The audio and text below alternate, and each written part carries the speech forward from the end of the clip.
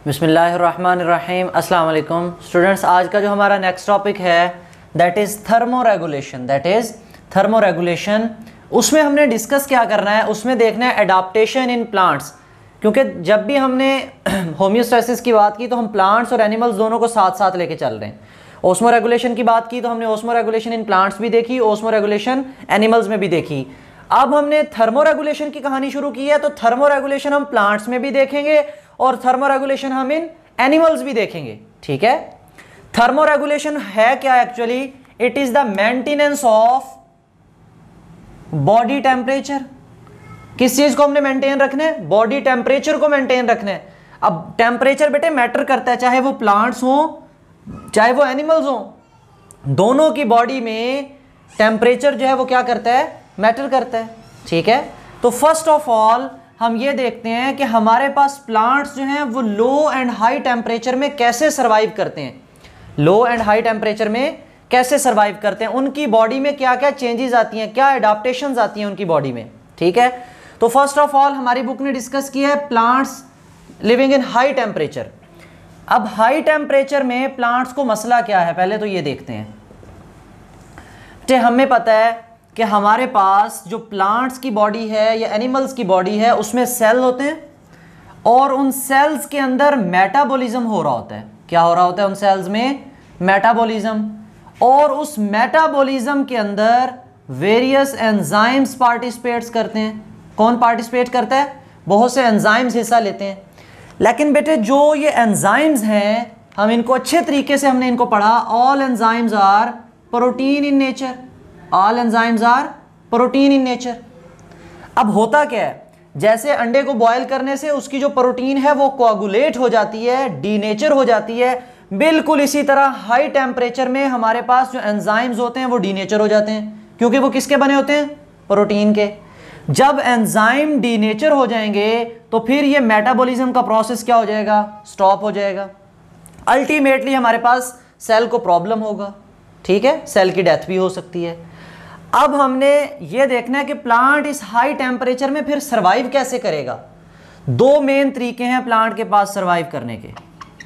Number 1, आप बचपन से इवेपोरेशन पढ़ते आ रहे हो,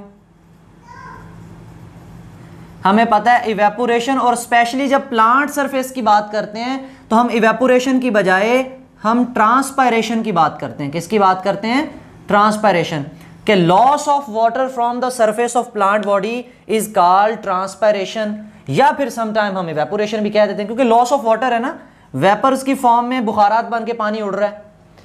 एज अ रिजल्ट हमने पढ़ा था, आपने केमिस्ट्री में भी जॉल थॉमसन इफेक्ट पढ़ा, या फिर इसके अलावा आपने इवेपोरेशन के अंदर पढ़ा था कि इवेपोरेशन काज कूलिंग। इवेपोरेशन काज कूलिंग। आपने क्वेश्चन पढ़ा था कि जब हम नहा के पंखे के नीचे बैठते हैं तो हमें ठंडक क्यों महसूस होती है? क्योंकि हमारी बॉडी के ऊपर वाटर ड्रॉपलेट्स होते हैं, वो हमारी बॉडी से हीट एनर्जी को एब्जॉर्ब करते हैं और बुखारात बन के उड़ जाते हैं। हमारी बॉडी का टेम्परेचर थोड़ा सा क्या हो जाता है? डाउन हो जाता है। तो बिल्कुल वही फिनोमेना कि जब ट्रांसपायरेशन होती है तो high energy molecule water heat, पौधे की हीट लेके बुखारात बन के उड़ जाते हैं हवा में। तो फिर लिविंग बिहाइंड द प्लांट, जो प्लांट होता है हमारे पास, उसमें जो वाटर है या ओवरऑल प्लांट की बॉडी है उसका टेम्परेचर रिड्यूस होता है। उसका टेम्परेचर रिड्यूस होता है। इसीलिए तो गर्मियों में हम पौधों के दरख्तों के नीचे बैठे तो हमें थोड़ी सी ठंडक महसूस होती है। क्यों ठंडक महसूस होती है? क्योंकि उसके ऊपर इवेपोरेशन हो रही होती है, ट्रांसपायरेशन का फिनोमेना हो रहा है, जिसके नतीजे में कूलिंग हो रही है। ठीक है, पहला फिनोमेना तो ये था। अच्छा, अब बहुत से पौधे ऐसे हैं जो रहते ही हर वक्त गर्म इन्वायरमेंट में, ऐसे इलाके जहाँ पे टेम्परेट रीजन्स वगैरह, जहाँ पे रहता ही हर वक्त गर्म माहौल है, टेम्परेचर 40 डिग्री से नीचे आता ही नहीं है। अब क्या हर वक्त वो इवेपोरेशन कराते रहे? शाम तक तो पौधा सारे का सारा वाटर दे के खुश्क हो जाएगा। ठीक है, उसकी जो है वो टेम्परेचर की वजह से ही डेथ हो जाएगी, ठंडा होते होते ही मर जाएगा बेचारा, सेल्स की डेथ हो जाएगी उसके। तो लिहाजा अब ये जो 40 डिग्री पे हर वक्त प्लांट्स ने रहना है, इनके पास भी अल्लाह ताला ने मैकेनिज्म रखा है। इनके पास क्या मैकेनिज्म है? ये अपनी बॉडी में एक प्रोटीन बनाते हैं, स्पेशल टाइप ऑफ प्रोटीन, जिसको हम कहते हैं हीट शॉक प्रोटीन। जिसको हम कहते हैं हीट शॉक प्रोटीन। ठीक है, देखो प्रोटीन है ना, डीनेचर भी क्या हो रही थी? पहले प्रोटीन ही खराब हो रही थी, लेकिन ये प्लांट ढीठ हैं, ऐसी प्रोटीन अपने अंदर बना लेते हैं जो हीट शॉक है, जिनके ऊपर हीट का असर कम होता है या ना होने के बराबर है, ऐसी प्रोटीन बनाते हैं, मतलब ऐसे एंजाइम्स बनवा लेते हैं जिनके ऊपर हीट का असर कम होता है। ठीक है, तो as a result they embrace का वर्ड हमारी बुक ने यूज किया। एम्ब्रेस का मतलब ये नवाज देते हैं। किसको नवाज देते हैं? ये एंजाइम्स को नवाज देते हैं कि ये लो, हमने तुम्हारी खातिर कुर्बानी दे दी है। ठीक है, तो हीट शॉक प्रोटीन्स एंजाइम्स को एम्ब्रेस कर देती हैं। एज अ रिजल्ट वो एंजाइम अपना प्रॉपर मेटाबॉलिक प्रोसेस जो है वो जारी रखते हैं। उनके ऊपर जो हीट का इफेक्ट है वो मिनिमाइज हो जाता है। ठीक है, they have the ability to tolerate the 40 degree Celsius temperature, specially the plants living in temperate region. कहां पर रहने वाले पौधे जो कहां रहते हो?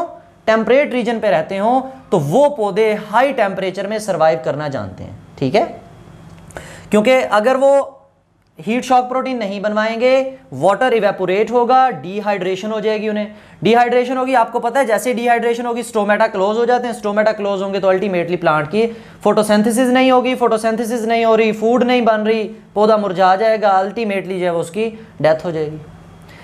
अब ये तो थी हमारे पास कि ऐसे पौधे जो कहाँ रहते हो? हाई टेम्परेचर में। दो मैकेनिज्म्स के जरिए उन्होंने अपने आप को मेंटेन किया।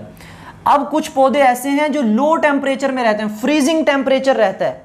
ठीक है, तो अब क्या होता है? अब बेटे जो प्लांट्स लो टेम्परेचर में रहेंगे, अब उनका तो इवेपोरेशन का मसला ही नहीं है, वो तो पहले ही ठंडे हैं। ठीक है, अब इनको तो प्रॉब्लम ये है कि इन्होंने अपनी बॉडी में एक तो टेम्परेचर बढ़ाना है, दूसरा जो मेन प्रॉब्लम इनको आता है बेटे, इनकी बॉडी में आइस क्रिस्टल बनना शुरू हो जाते हैं। क्या बनना शुरू हो जाते हैं? Ice crystal. क्योंकि जो उनका साइटोसोल होता है, जो उस प्लांट सेल के अंदर फ्लूइड है, वो जमना शुरू हो जाता है। ठीक है, बर्फ की वजह से जमना शुरू हो जाता है। और आपको पता है जब भी किसी भी चीज़ को हम फ्रीज करते हैं तो उसका वॉल्यूम बढ़ जाता है। अगर आपको डेंसिटी का फॉर्मूला पता हो तो आपने ये पढ़ा था कि rho is equal to mass per unit volume. ठीक है, जब हम किसी चीज़ को फ्रीज करते हैं तो उसका वॉल्यूम बढ़ता है। उसका वॉल्यूम, जब उसका वॉल्यूम बढ़ जाता है तो उसकी डेंसिटी कम हो जाती है। ठीक है, तो सिमिलरली अब हमारे पास जब हमने क्या कहते हैं उसको, लिक्विड है, साइटोसोल है, उसको फ्रीज करना है, तो फ्रीज करेंगे तो उसके वॉल्यूम में एक्सपेंशन आनी है। ठीक है, आपको याद हो तो आप डेली लाइफ में ये भी ऑब्जर्व करते होंगे कि अगर कोका कोला की बोतल जो है, जो शीशे वाली बोतल होती है, उसके अंदर अगर फुली मेंटेन गैस भरी हुई है, उसको आप फ्रीज़र में रख दो और वो जम जाए। ठीक है, तो जब आप निकालते हो तो समटाइम वो फ्रीज़र खोल के देखते हो तो वो अंदर टूटी हुई पड़ी होती है। क्यों?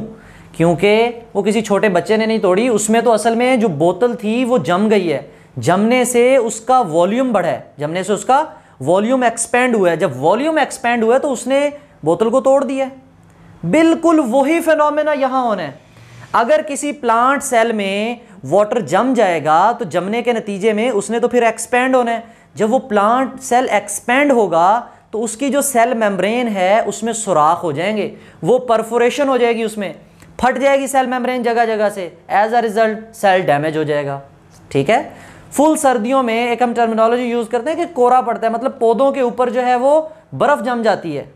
ठीक है, तो उसमें भी पौधे सड़ना शुरू हो जाते हैं। जो किसान होता है बेचारा डिफरेंट मैकेनिज्म के थ्रू, कभी शॉपर लगा रहा होता है उनके ऊपर, कभी जो है वो डिफरेंट मैकेनिज्म के थ्रू उनको ढांप रहा होता है कि इनको बर्फ से बचा लूँ। ठीक है, उसमें भी यही फिनोमेना होता है कि जैसे ही ठंडे होते हैं उनका वॉल्यूम एक्सपेंड होता है, सेल्स रप्चर हो जाते हैं, तो छोटे छोटे जो नन्हे मुन्ने पौधे होते हैं वो मरना शुरू हो जाते हैं।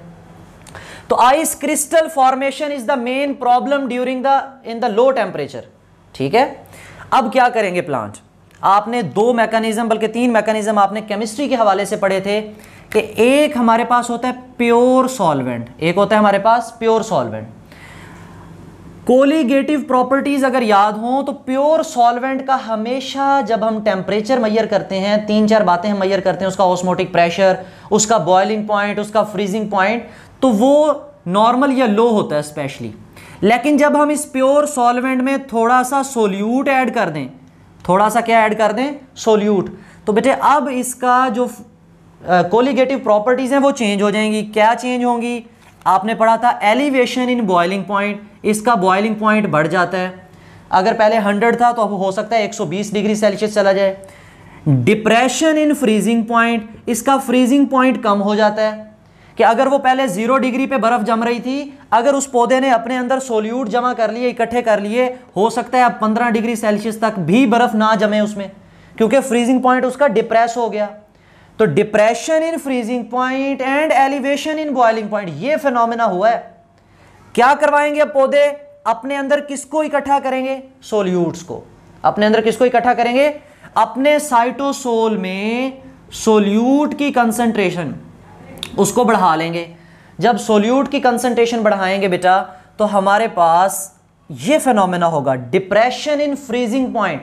उन प्लांट्स का जो साइटोसोल है उसको हम कहते हैं ये सुपर कूल्ड लिक्विड बन गया, या सुपर कूल्ड या कोल्ड लिक्विड बन गया। ठीक है, अब जितने पहले टेम्परेचर पे ये बर्फ बनता था, अब ये बर्फ नहीं बनेगा। ठीक है, ठंडा तो हो जाएगा लेकिन फ्रीज नहीं होगा, लिक्विड ही रहेगा लेकिन सुपर कूल हो जाएगा। क्यों? Due to accumulation, addition of more solute concentration. तो पहला फिनोमेना हमने देखा कि आइस क्रिस्टल फॉर्मेशन से बचने के लिए पौधे अपने अंदर किसकी मिकदार को बढ़ाना शुरू कर देते हैं?